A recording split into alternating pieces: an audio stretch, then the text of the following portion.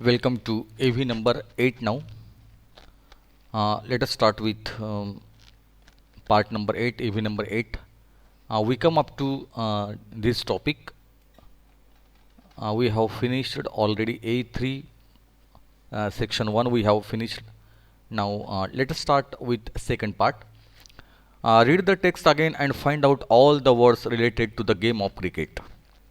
List two meanings of each one is done for you. Now we have to find out the words which are related to the game of cricket from the text. तर पाठ्यवंशातले cricket या खेळाशी संबंधित जे शब्द आलेले आहेत ते शब्द आपल्याला शोधायचे आहेत आणि या शब्दांचे दोन अर्थ आपल्याला सांगायचे आहेत. त्यातला एक आपल्याला दिलेला आहे. तर सेकंड इनिंग्ज हा शब्द ह्या ठिकाणी आहे. याचे मिनिंग्स जे आहे ते आहे general. The second phase of life of an individual where he or she pursues a new or different career or the post retirement life. तर सेकंड इनिंगचा अर्थ होतो बऱ्याच वेळेला एक सेकंड फेज असते जीवनाची, एखाद्या व्यक्तीची तिची किंवा त्याची एक नवीन सुरुवात ते करतात. आफ्टर रिटायरमेंट असेल किंवा जीवनात एखादा टर्न मिळतो आणि त्या टर्नचा एक विशिष्ट असा जीवनाला टर्न मिळाल्यानंतर जो भाग असतो त्याला म्हणतात सेकंड इनिंग सुरू होणं किंवा सेकंड इनिंग असं त्याला म्हणतात. किंवा रिटायरमेंटनंतर काही लोक त्यांचा वेगळं असं करिअर सुरू करतात, त्यालासुद्धा सेकंड इनिंग असं म्हणतात. फर्स्ट इनिंग संपलेली असते आणि सेकंड इनिंगची सुरू होते.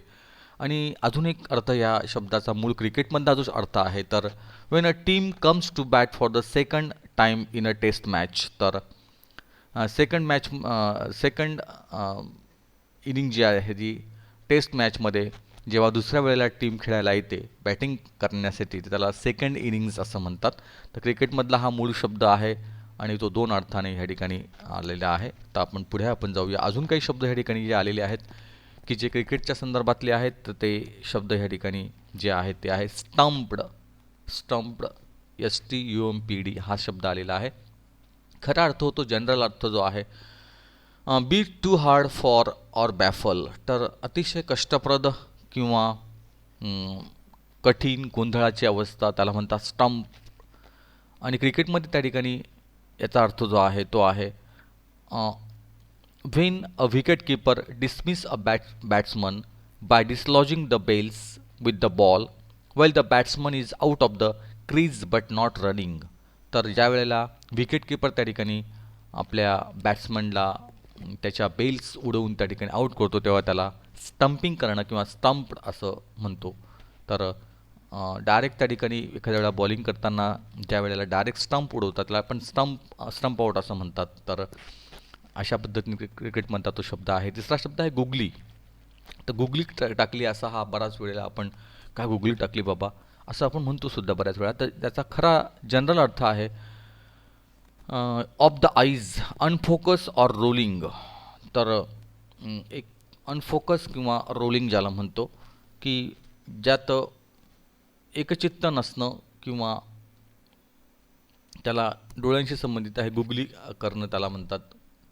क्रिकेटमध्ये त्या ठिकाणी a spin off a ball off to leg to right handed batsman unlike a normal leg break delivery. तर ही गुगली ही एक प्रकारची विशिष्ट प्रकारची बॉलिंग आहे. तर बॉल लेग साईडला स्पिन करायचा आणि ती गुगली टाकायची, ती विशिष्ट अशी गुगली त्याला म्हणतात. त्याला गुगली टाकणं असं म्हणतात. तर बऱ्याच वेळा हा शब्द गुगली टाकला म्हणजे मी गोंधळात पडलो की काय बाबा काय नेमकं बोलायचं, त्याला गुगली टाकणं असं म्हणतात. मराठीमध्ये पण हा शब्द प्रयोग वापरला होतो, गुगली टाकली. त्यानंतर द नर्वस नाईन्टीज असा शब्द आलेला आहे. नर्वस 90s नावाचा प्रकार असतो. त्याचा जनरल अर्थ आहे general nervousness cause due to anxiety while aiming something higher. तर नर्वस 90s अर्थ आहे की एक विशिष्ट पद्धतीचं एक निराशा त्या ठिकाणी येते की ज्या वेळेला काहीतरी मोठं ध्येय आपल्याला आपण प्राप्त करत असतो त्यावेळेला एक विशिष्ट पद्धतीचा ताण येतो, त्याला म्हणतात नर्वस 90s. आणि क्रिकेटमध्ये त्या ठिकाणी the term refers to a specific form of analysis failed by a batsman when he was scored more than 90 runs in an innings and is nervous because of the pressure and desire to convert this into a century which is considered to be a milestone of a success in the game. तर बऱ्याच वेळेला 90च्या पुढे run झाले की त्या ठिकाणी 100 करण्याचं जे एक टेन्शन असतं, एक जे प्रेशर असतं त्यामुळे त्या ठिकाणी 90 ते 100च्या दरम्यान जे रन त्या ठिकाणी केले जातात त्याला नर्व्हस 90s असं म्हणतात. बऱ्याच वेळेला खेळाडू 99वर आऊट होतो, तर म्हणून त्या ठिकाणी नर्व्हस 90s. जोपर्यंत 100 पूर्ण होत नाही, जोपर्यंत शतक त्या ठिकाणी लागत नाही, तोपर्यंत एक नर्व्हसनेस जो आहे तो बॅट्समनकडे असतो. पण नंतर जेव्हा ते शतक पूर्ण होतं त्यावेळेला तो अधिक जोमाने तो खेळू शकतो आणि त्याला नर्व्हस 90s असं शब्द आहे. तर ह्या ठिकाणी आपण 4 शब्द बघितले. सेकंड इनिंग्ज आहे, स्टंप आहे, गुगली आहे आणि नर्व्हस 90s आहे. त्याचे जे मूळ जनरल मिनिंग आणि क्रिकेटमधला अर्थ असे दोघंही अर्थ त्या ठिकाणी आपण बघितले. पुढे आपण जाऊया. Go through the text to find out the antonyms of the words given in the grid and fill the boxes one is done for you. त्या ठिकाणी ग्रीड जी आहे ती हुबी अशी ग्रीड दिलेली आहे. तर आपल्याला अँटोनिम्स म्हणजे अपोजिट वर्ड्स आणि सिनोनिम्सचा अर्थ आहे सिमिलर वर्ड्स. तर आपल्याला अँटोनिम्स त्या ठिकाणी भरायचे आहेत. पहिला आहे अनलकी, अनलकीसाठी दिलेला आहे लकी, या ठिकाणी भरला आहे LUCKY. तसं सेकंड आहे सोल्युशन, आपल्याला इथेही ग्रीड भरायची आहे. सोल्युशनच्या अपोजिट आहे प्रॉब्लेम, ह्या ठिकाणी PROBLEM ह्या ठिकाणी आले येईल. ट्रस्ट, त्याच्या अपोजिट नंबर 3 ट्रस्टच्या अपोजिट आहे डाऊट, DOUBT, डाऊट त्याला म्हणतो आपण. कॉन्फिडंट याच्या अपोजिट आहे डिफिडंट, DIFFIDENT. तर डिफिडंटचा अर्थ होतो आत्मविश्वास गमावलेला. ॲडव्हान्स नंबर 5 आहे ॲडव्हान्स्ड आणि त्याच्या अपोजिट बेसिक हा शब्द आहे BASIC, हा बेसिक शब्द आहे. त्यानंतर ब्लॉकहेड याच्या अपोजिट शब्द आहे जीनियस, GENIUS. तर असे unlucky, lucky, solution, problem, trust, doubt, confident, diffident, advance, basic आणि ब्लॉकहेड त्याच्या अपोजिट आहे जीनियस. या पद्धतीने अँटोनिम्स आपण पूर्ण केले. पुढे आपण जाऊया. Primary auxiliary verbs are be, have and do which occur most commonly and can also be used as a main verb in a clause. तर हे प्रायमरी ऑक्झिलरी व्हर्ब आहे, त्याला म्हणतात प्राथमिक स्वरूपाची सहाय्यकारी क्रियापद. त्याच्यामध्ये बी हा पहिल्यांदा येतो. बीमध्ये त्या ठिकाणी am is, are, was, were हे त्या ठिकाणी येतात. त्यानंतर हॅवची रूपं येतात, त्याच्यामध्ये हॅव, हॅज, हॅड हे 3 येतात. आणि डूची रूपं येतात, त्याच्यामध्ये डू, डज, डीड, डन अशा पद्धतीचे रूपं येतात. तर याला म्हणतात primary auxiliary verb. Go through the sentences given below and say whether the verbs are main verbs or primary auxiliary verb. तर आपण ह्या ठिकाणी सांगायचं आहे की go through the sentences given below and say whether the verbs are main verbs or primary auxiliary verb. तर हे जे ह्या ठिकाणी शब्द जे आलेले आहेत ते प्रायमरी ऑक्झिलरी वर्ब्स आहेत का मूळ क्रियापद आहे ते सांगायचे आहे. तर पहिलं आहे number 1, I had a very simple upbringing. I had हे ठिकाणी हॅड जे आहे तो मेन व्हर्ब आहे की जो प्रायमरी ऑक्झिलरी व्हर्बमध्ये त्या ठिकाणी वापरला गेलेला आहे. त्यानंतर आय वॉज इमेन्सली इम्प्रेस्ड, तर त्या ठिकाणी वॉज जो आहे आय वॉज हा त्या ठिकाणी पुन्हा आहे एक मेन व्हर्ब म्हणून त्या ठिकाणी किंवा प्रायमरी ऑक्झिलरी व्हर्ब म्हणून त्या ठिकाणी आलेला आहे. I had learn from my childhood that money did not mean everything in life. तर ह्या पुन्हा हॅड आलेला आहे की जो प्रायमरी ऑक्झिलरी व्हर्ब म्हणून काम करतोय. He was a convent educated guy, was जे आहे ते पुन्हा प्रायमरी ऑक्झिलरी व्हर्ब म्हणून आलेला आहे. They did all the work in time, पुन्हा या ठिकाणी डीड आलेला आहे की जे पुन्हा प्रायमरी ऑक्झिलरी व्हर्ब म्हणून काम करतं. I had to achieve lot in life, हे पुन्हा primary auxiliary verb. Had, did, was, had हे सगळे आहेत प्रायमरी ऑक्झिलरी व्हर्ब, ज्याला आपण प्राथमिक स्वरूपाची सहाय्यकारी क्रियापद. मेन व्हर्ब वेगळा असतो, मुख्य क्रियापद वेगळं आणि सहाय्यकारी क्रियापद ही सहाय्य करणारी क्रियापद या ठिकाणी आलेली आहेत. Next, read the given sentences. Does Sam write all his own reports? The secretaries haven't written all the letters yet. Terry is writing an email to a client at the moment. The verbs in bold are broadly used to express tense. तर ह्या ठिकाणी हे जे broad आहे दिलेले does, have, is, it indicating tense, तर त्या ठिकाणी टेन्स दाखवणारी जी आहेत, काळ दाखवणारी ती आहेत. Do can also be use for adding emphasis as In I do know the answer, the verbs be, have, and do are called primary auxiliaries. When helping verbs are used to express the mode or action they are called models. तर ज्या वेळा त्या ठिकाणी विशिष्ट पद्धतीने एखादं क्रियापद जे आहे ते येतं तेव्हा त्याला म्हणतात मॉडल ऑक्झिलरी. एक विशिष्ट फंक्शन त्या ठिकाणी विशिष्ट कार्य त्या ठिकाणी असतं. You shall have a holiday tomorrow. You shall have a holiday tomorrow. या ठिकाणी सिम्पल फ्युचर टेन्स वापरला आहे. शालने त्या ठिकाणी सिम्पल फ्युचर दाखवलेला आहे. त्यानंतर we should obey our elders. आपण वडीलधाऱ्या माणसांची आज्ञा पाळली पाहिजे. यू शुड ओबे. शुड जे आहे ते ऑब्लिगेशन म्हणजेच त्या ठिकाणी एक प्रकारचं बंधन जे आहे बंधनकारक त्या ठिकाणी दाखवलेलं आहे. I can play the piano. Ability दाखवलेली आहे. कॅन जे आहे ते ॲबिलिटी दाखवतं. Could you open the window please. त्या ठिकाणी could you open the window please request जी आहे ती दाखवलेली आहे. Could you open the window please.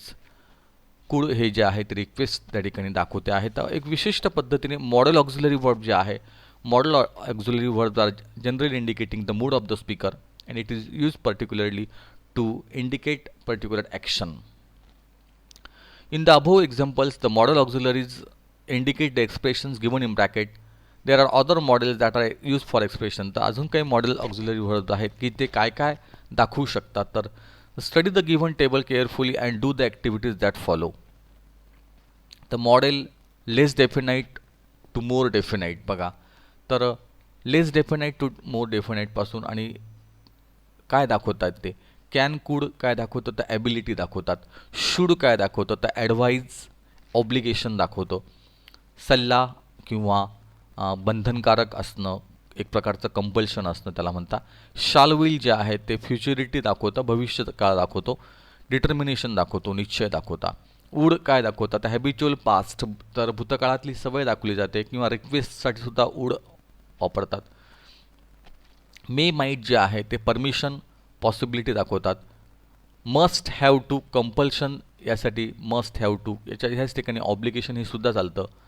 Use to habitual past. Ought to obligation पुन्हा एकदा ऑट टू ऑब्लिगेशन बंधनकारक आहे. नीड टू नेसेसिटी आवश्यकता आणि डेअर टू करेज अशा पद्धतीने ही मॉडल ऑक्झिलरी आहेत. Can could shall should may might त्यानंतर विल वूड हे आहेत. Ought to use to must have to हे सगळे काय दाखवत आहेत ते या ठिकाणी आलेलं आहे. त्यानंतर पुढे आपण जर बघितलं तर A part fill in the blanks with appropriate modals according to the situation given in the following sentences. तर या ठिकाणी काही वाक्य आहेत आणि त्या वाक्यानुसार त्या ठिकाणी काय वापरायचं आहे ते आपल्याला दिलेलं आहे. For example take an umbrella it dash rain later. तर या ठिकाणी take an umbrella it may rain later. कदाचित पाऊस येऊ शकतो. मे जे आहे ते म्हणजे पॉसिबिलिटी आहे. Take an umbrella it may rain later. People dash walk on the grass. People should walk on the grass. तर लोकांनी त्या ठिकाणी गवतावर चाललं पाहिजे. Dash I ask you a question. Dash I ask you may I ask you a question. तर एक परवानगी जी आहे may I ask you a question परवानगी विचारली. The signal has turn red you dash wait. The signal has turn red you must wait. तर जोपर्यंत signal लाल होत नाही तोपर्यंत तू थांबला पाहिजे. यू मस्ट वेट तुला थांबायलाच पाहिजे कारण सिग्नल लाल आहे. I was a sports person in my school days. I dash play badminton. I was a sports person in my school days. I can play badminton. मी त्यावेळेला स्पोर्ट्स पर्सन होतो आणि मी खेळू शकतो badminton. I can play badminton. I am going to the library. I find my friend there. I am going to the library. I will find my friend there. तर त्या ठिकाणी माझा मित्र मला भेटेल या अर्थाने I will find my friend there. Find from the text the sentences that show past habit. त्यातले कोणते वाक्य असे आहेत की जे पास्ट हॅबिट जे आहे ते दाखवणारे वाक्य आहे. तर find from the text the sentences असे दोन वाक्य त्या ठिकाणी आलेले आहेत. ते आहेत I studied etymology and phonetics and studied the roots of the words and how to pronounce them. I studied etymology तर पास्ट हॅबिटसाठी त्या ठिकाणी वापरलं आहे. नंतर I was immediately attracted to the group and develop immense and deep interest in all these branches of knowledge. I was immediately attracted हे वाक्य त्या ठिकाणी सिम्पल पास्ट हॅबिट दाखवणारं वाक्य आहे. 2 वाक्य त्या ठिकाणी आहेत. या पद्धतीने आपण इथे थांबूया आणि पुढच्या कडे आपण वळू.